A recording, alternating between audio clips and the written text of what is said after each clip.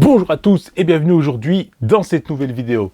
Dans un premier temps, j'aimerais tous vous remercier parce que regardez, on est plus de 2800 maintenant sur la chaîne et un énorme merci. On avance très vite et on va bientôt arriver sur les 3000 abonnés bientôt. Ça, c'est super cool. On est aussi plus ou moins au lendemain de la rencontre entre passionnés de drones. On était 15 en tout au maximum.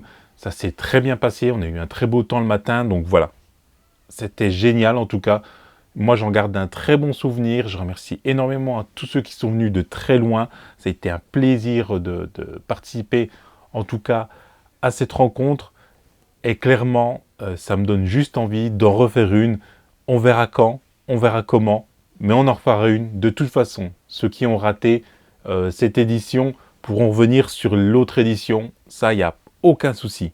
Aujourd'hui, on va parler un petit peu du setup de mon bureau. Comment je travaille, qu'est-ce que j'utilise comme logiciel, qu'est-ce que j'utilise comme matériel exactement. On va faire le tour de tout.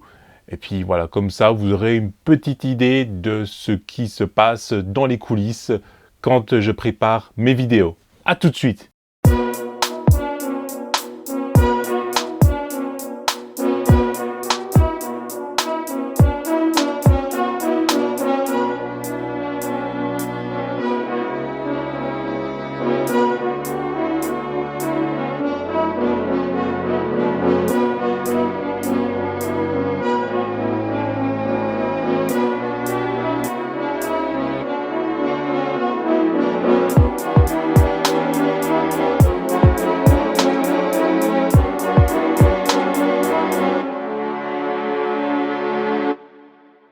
On va commencer par l'écran.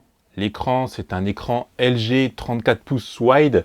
C'est un écran en 1080p, donc en 3860 par 1080 pixels. Donc il me sert à faire mon montage en toute tranquillité, clairement, sur Final Cut Pro.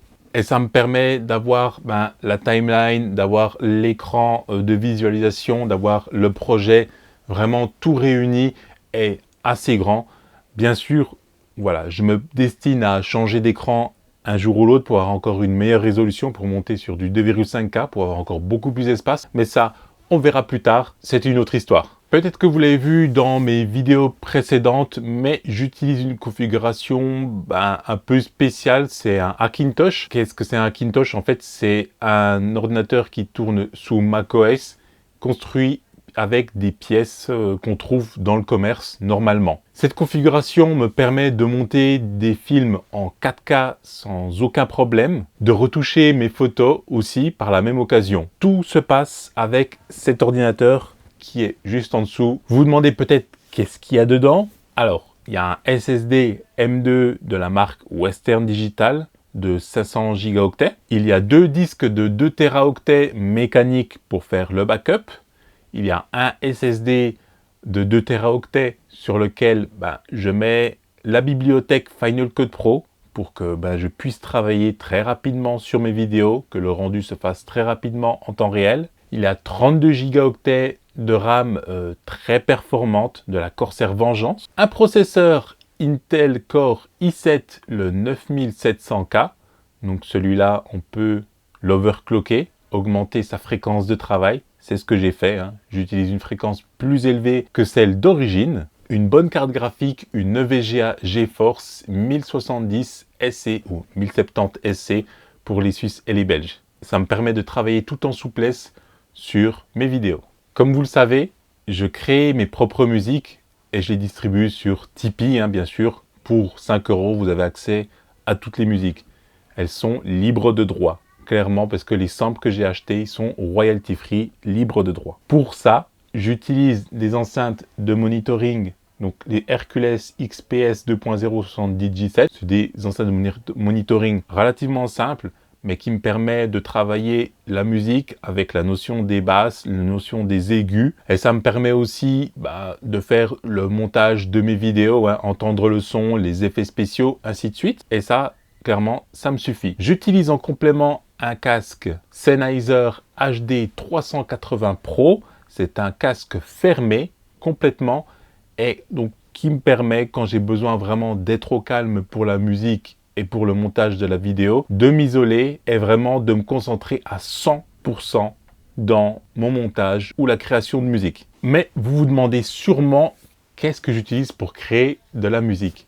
Alors j'utilise un clavier de chez Native Instruments, le Complete Control S25, donc 25 pour 25 touches, et aussi un MPC, le Machine Studio, toujours de chez Native Instruments, avec l'application qui s'appelle Machine. J'utilise pas d'autres trucs beaucoup plus professionnels, c'est ce qui est fourni avec.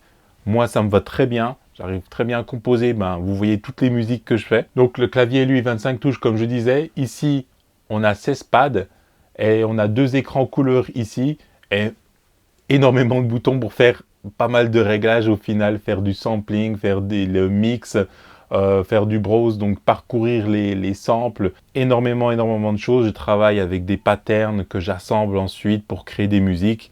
Mais ça, je pense que ça va être le sujet d'une autre vidéo, si ça peut vous intéresser. Mon combo clavier-souris, j'utilise du Logitech. Pour le clavier, j'utilise le K780. Il est très pratique, il a 3 profils, comme la souris que j'utilise, la MX Master, qui intègre aussi une roulette sur le côté, qui me permet de scroller à la verticale dans ma timeline sur Final Cut Pro. C'est assez pratique, surtout quand on veut être assez précis. Le clavier, lui, intègre une rainure sur l'avant, ce qui me permet de poser, comme vous pouvez voir ici, mon iPhone et un téléphone Android ou même un iPad là-dedans en fait. Et même je peux brancher, puisqu'il est aussi Bluetooth, je peux brancher mon iPad dessus pour pouvoir taper des mails, faire de la navigation et ainsi de suite. Donc vous vous demandez aussi qu'est-ce que j'utilise comme téléphone, comme tablette du coup. J'utilise moi un iPhone XR, c'est un iPhone très récent parce que j'avais un vieil iPhone 7. Donc voilà, je l'ai changé. J'utilise pour voler, pour piloter. Je l'utilise aussi sur mon stabilisateur, le Zhiyun Smooth 4. Et ça me permet d'avoir DJI Go 4 en français, puisqu'il est en français uniquement sur iOS. Mais j'ai aussi en complément ce téléphone-là, un Xiaomi Mi A1 sous Android, pour voir la différence de DJI Go 4 entre iOS et Android et voir aussi toutes les applications qui sont plutôt sur Android.